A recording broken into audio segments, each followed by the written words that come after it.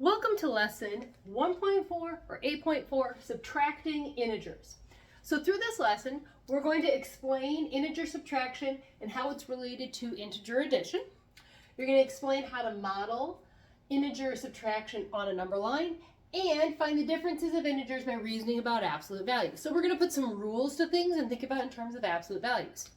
And that should be hopefully come together pretty nicely after we've done the first two things, because we're going to see how subtraction gets related back to addition especially.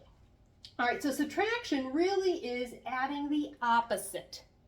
So for example, we have 5 minus 2. We know what that is. That's 3, right? But we could also write it as 5 plus negative 2. So we're adding the opposite. I changed my subtraction to addition, and it went from a positive 2, it's its opposite, negative 2. So in other words, we have the idea of keep the first term, change subtraction to addition, and opposite of the second term. Or you might hear me say keep, change, opposite. KCO.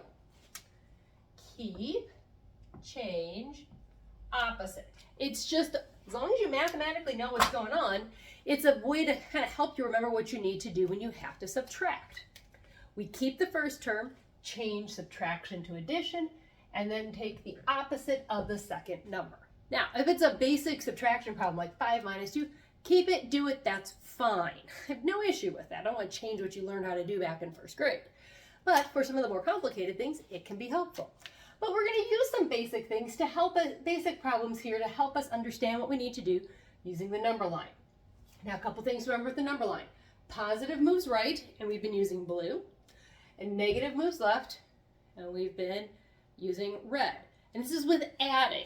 So that means we're going to rewrite our problems as addition problems. Then we start at 0, move for the first term, then move for the second term from wherever we ended from the first. So let's give that a shot here. We need to find the difference. Negative 4 minus 5. I'm going to rewrite that as now an addition problem. I'm going to keep my first term, negative 4. I'm going to change subtraction to addition and write the opposite of positive 5. Is negative 5. It's almost as though minus 5 just slides over and a plus sign drops in. It's one way to kind of think about it. All right, so now I see a negative 4 first. That means I'm going to need my red marker and I'm going to go left 4 spots, starting at 0. So here we go. 1, 2, 3, 4. So that's negative 4. And I see I have negative 5 again, so I'm going to keep going left 5 more spots. 1, 2, 3, 4, 5. So plus negative 5. So I end up at negative 9, which makes sense if you think about it in a couple of different ways. All right, think about this. I'm adding two numbers, if I've rewritten it, I'm adding two numbers with the same sign. Same sign, I add the absolute value, stick that same sign on the answer. 4 plus 5 is 9. They were both negative, so I make the whole thing negative. Okay, that fits our rules. Or I'm at negative 4 and I take away 5 more. I have to move farther away from 0. I have to move 5 more spots away from 0. So I'm going farther away, I'm going down to negative 9. So just a couple other ways to think about it to help it all make sense in your brain. All right, let's take a look at this one though. Negative 3 minus negative 6. Okay, so we're going to rewrite as addition. So I'm going to grab my marker here. And we're going to keep the first, keep, change, minus 2 addition, subtraction to addition. And the opposite of negative 6, positive 6. All right, so just how the problem happened to work out. Negative 3 is first, so negative numbers first. I start at 0, I move left 3 spots. 1, 2, 3. Now my second number is positive, so it means I have to grab my blue marker and go right 6 spots. 1, 2, 3, 4, 5, 6. All right, so where do I end up? Oh, I look at that. I end up at positive 3. So our answer here is 3.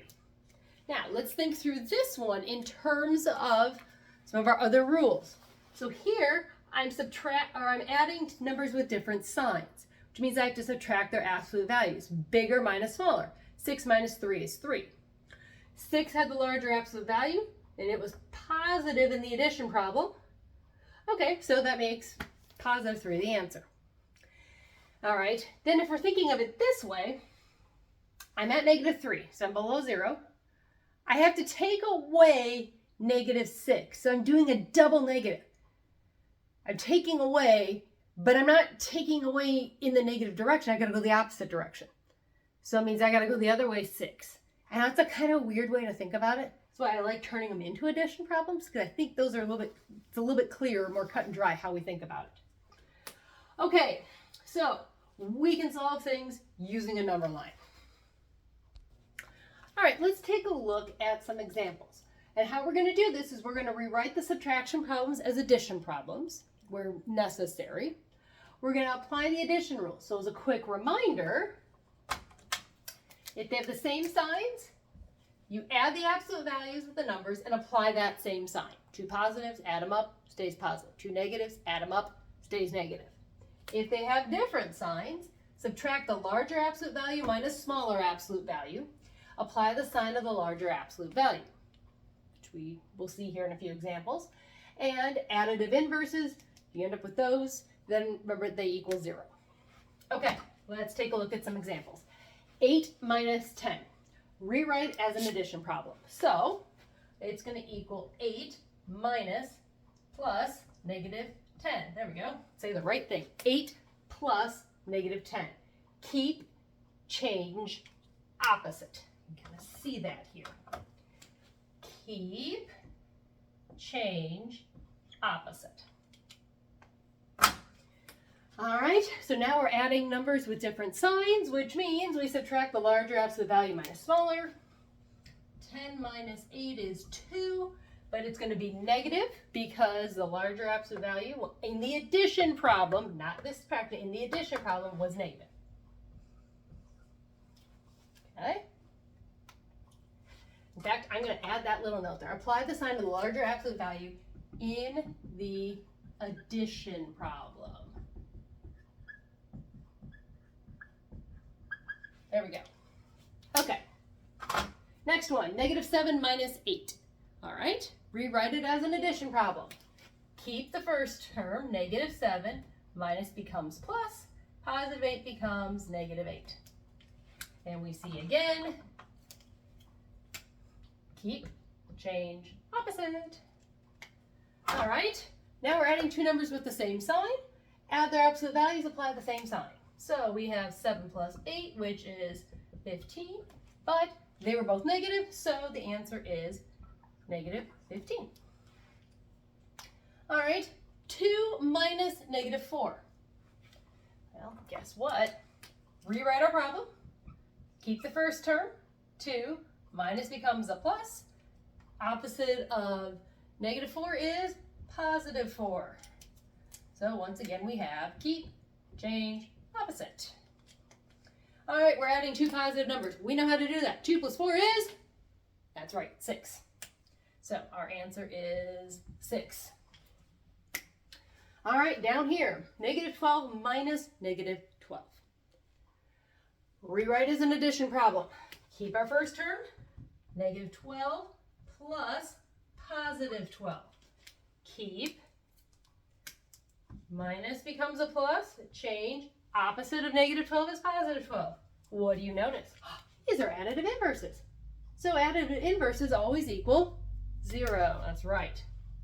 So there's our answer. And our last example right here, it's 30 minus 10.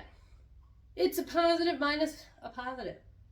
We know how to do this. You've been doing this. Don't feel like you need to rewrite one like this. If you say, I know how to do this, why would you change it?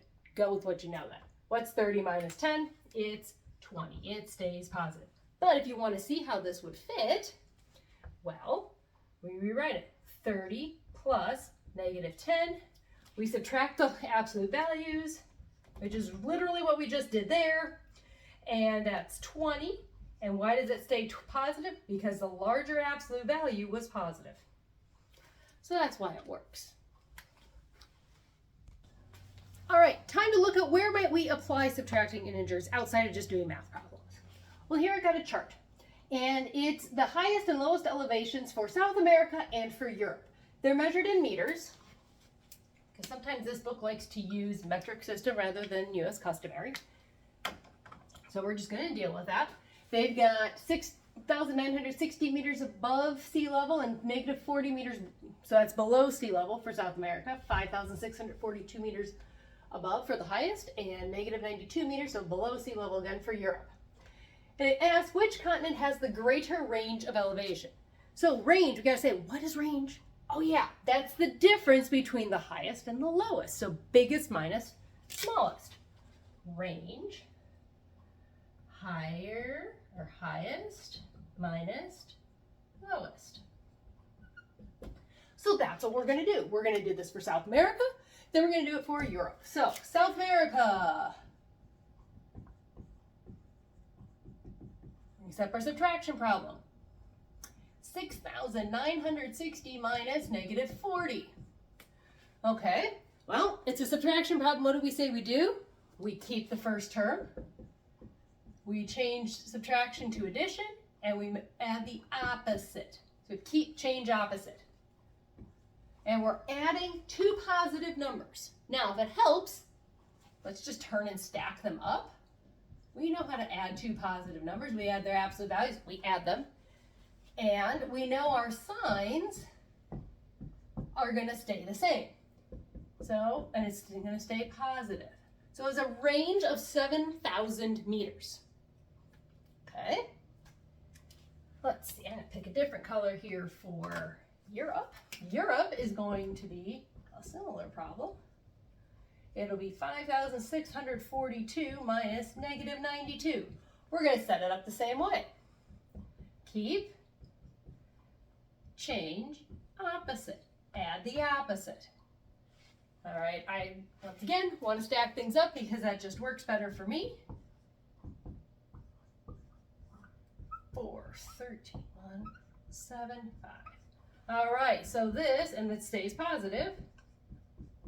So, South America has a range of 7,000 meters. Europe has a range of 5,734 meters between their highest and lowest points. So who has the greater range?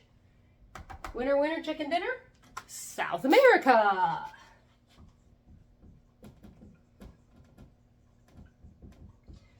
Okay, so now you've had a chance to see how subtraction and addition are related to each other, that they're opposite operations of each other. So we have keep, change, opposite. We add the opposite for subtracting. We can subtract using the number line by turning it into an addition problem, or we can use the absolute value ideas that we've talked about by turning our subtraction problems into addition and just applying those rules all over again. Thanks for watching.